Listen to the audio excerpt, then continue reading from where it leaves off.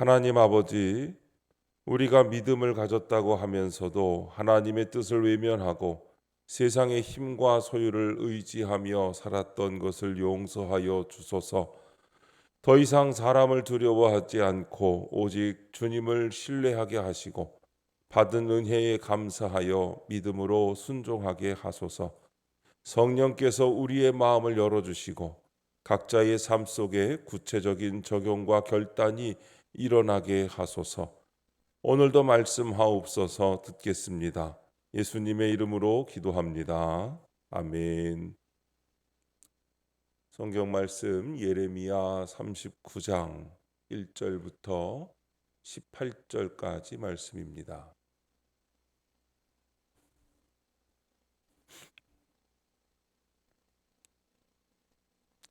우리 다 함께 한 목소리로 하나님의 말씀을 읽겠습니다. 유다의 시드기야 왕의 제9년 열째 달에 바벨론의 느부갓네살 왕과 그의 모든 군대가 와서 예루살렘을 에워싸고 치더니 시드기야의 제11년 넷째 달 아홉째 날에 성이 함락되니라. 예루살렘이 함락됨에 바벨론의 왕의 모든 고관이 나타나 중문에 앉으니 곧 네르갈 사레셀과 삼갈 레브와 내시장 살스기민이 네르갈 사레셀은 궁중 장관이며 바벨론의 왕의 나머지 고관들도 있더라. 유다의 시드기야 왕과 모든 군사가 그들을 보고 도망하되 밤에 왕의 동산길을 따라 두 담 샘문을 통하여 성읍을 벗어나서 아라바로 갔더니 갈대아인의 군대가 그들을 따라 여리고 평원에서 시드기야에게 미쳐 그를 잡아서 데리고 하맛 땅 리블라에 있는 바벨론의 느부갓네살 왕에게로 올라가매 왕이 그를 신문하였더라.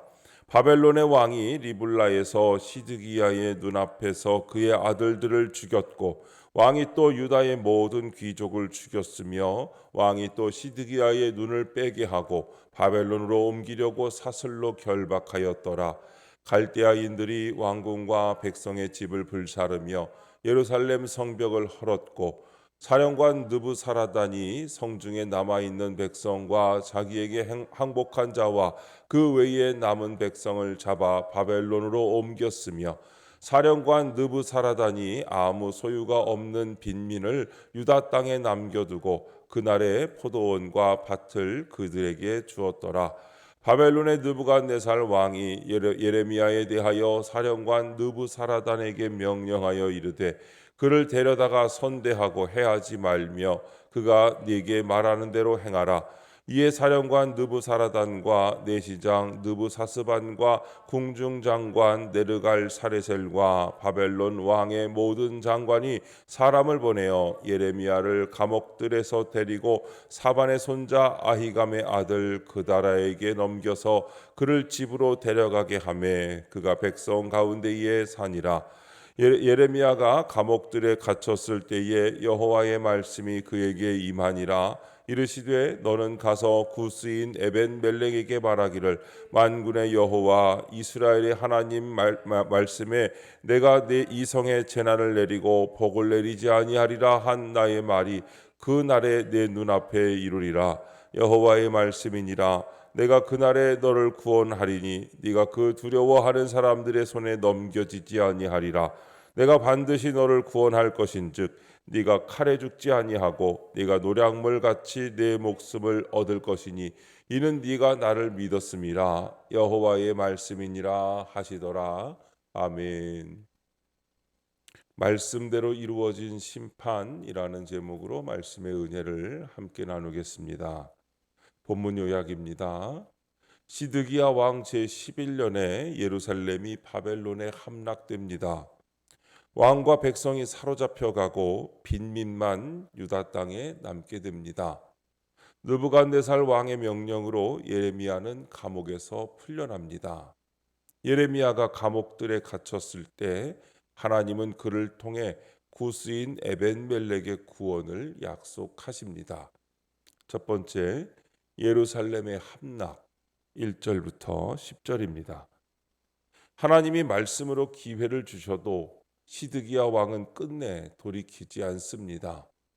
이에 바벨론 군대의 재앙이 임하여 예루살렘이 파괴되고 시드기야는 처참한 형벌을 받습니다. 자기 힘을 의지하던 왕자와 귀족은 처형되고 백성은 포로로 끌려갑니다. 오직 가진 것 없는 빈민만 유다 땅에 남아 포도원과 밭을 받습니다. 이는 의지할 것이 있어 하나님을 멀리하는 부자는 심판받고 하나님을 전적으로 의지하는 빈자는 구원받는다는 진리를 보여줍니다. 적용 질문입니다. 나는 내 소유를 의지하는 부자입니까? 하나님만 바라보는 빈자입니까? 오늘 우리도 시드기야처럼 무엇인가를 붙들고 삽니다. 내 재정, 직장, 인간관계, 능력, 경험, 심지어는 나의 신앙생활의 모양까지도 의지하고 사는 것을 보게 됩니다. 하나님을 믿는다고 말하면서도 사실은 내가 만든 안전망 안에서 살아가는 것입니다. 빈자가 하나님을 전적으로 의지한다는 것은 단순히 물질적 가난을 의미하는 것이 아닙니다. 마음의 가난, 곧 자기를 내려놓고 전적으로 하나님께 기대는 태도를 말합니다. 마태복음 5장 3절에 심령이 가난한 자는 복이 있나니 천국이 그들의 것이미요 라고 말씀했습니다. 하나님 앞에서 내가 아무것도 아니며 나의 힘으로는 어떤 것도 할 수 없다는 것을 인정하는 사람만이 참된 믿음을 가질 수 있습니다. 우리는 매일 선택의 기로에 서 있습니다. 부자로 살아갈 것인가, 빈자로 살아갈 것인가. 눈에 보이는 것을 붙들고 살면 세상의 기준에서는 성공할 수 있을지 몰라도 결국 그것은 무너지게 되어 있습니다. 하지만 하나님만을 붙들고 사는 삶은 때로는 손해보는 것 같고 느려 보일 수 있지만 그 끝에는 생명과 회복이 있습니다. 두 번째, 풀려난 선지자 11절부터 14절입니다. 바벨론 군대에 가공할 힘도 하나님의 손 안에 있습니다. 바로처럼 느부갓네살 왕도 하나님이 쓰시는 도구일 뿐입니다. 순종을 거절한 지도자들에게는 심판의 도구가 되지만 고난 중에 사명을 감당한 예레미야에게는 구원의 도구가 됩니다. 그래서 성도는 사람이나 사건을 두려워할 필요가 없습니다. 아무리 강한 대적이 있어도 말씀대로 살면 하나님이 내 편이 되시니 아무도 나를 해칠 수 없습니다. 적용 질문입니다. 내가 하나님보다 더 의지하거나 두려워하는 사람은 누구입니까? 그보다 하나님이 더욱 강하시다는 것을 믿습니까? 예레미야는 하나님의 말씀을 붙잡고 살았습니다. 그 결과 가장 두려운 상황에서 하나님의 구원을 경험했습니다. 반면 시드기야는 사람을 의지하다가 사람에게 배신당하고 결국 비참한 최후를 맞이합니다. 우리의 삶 속에서도 수많은 바벨론 군대가 존재합니다. 두렵게 만드는 상황, 위협적인 사람들, 불확실한 미래, 실패에 대한 공포가 있습니다. 그러나 성경은 선언합니다. 로마서 8장 31절에 하나님이 나를 위하시면 누가 나를 대적하리요 하셨습니다. 하나님을 신뢰하는 자는 결코 흔들리지 않습니다. 하나님보다 크신 존재는 이 세상에 없습니다. 그러므로 성도는 사람을 두려워하지 않습니다. 상황에 휘둘리지 않습니다. 왜냐하면 그 모든 것 위에 하나님이 계시기 때문입니다.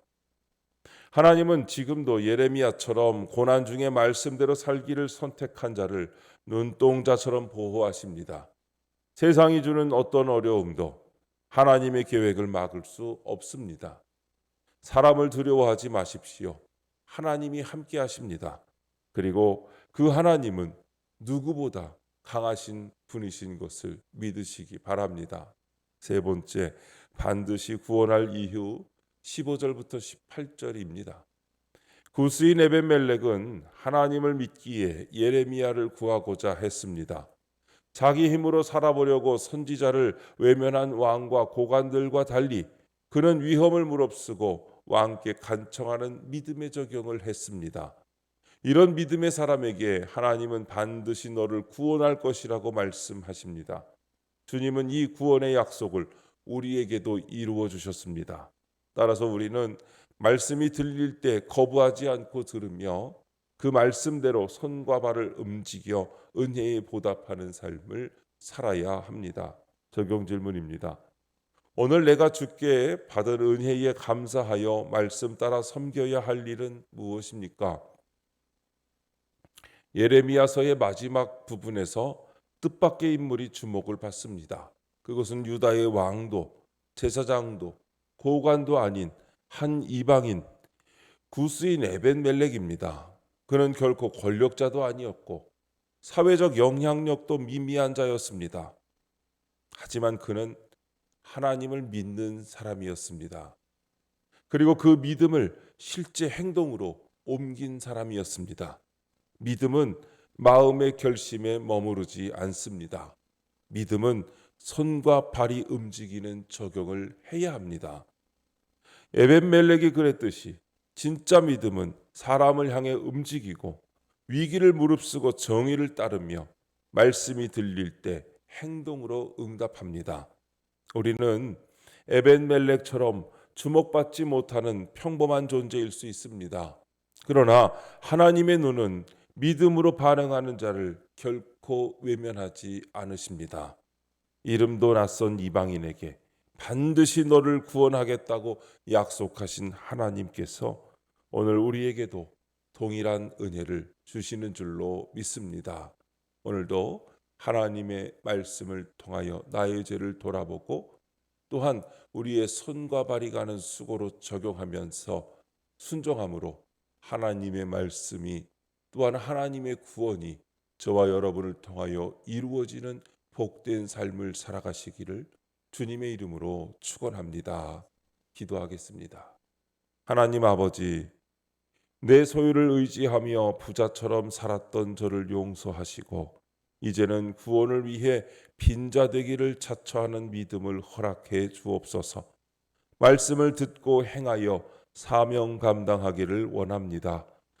날마다 주시는 말씀대로 손과 발을 움직이는 구원의 적용을 하게 하옵소서.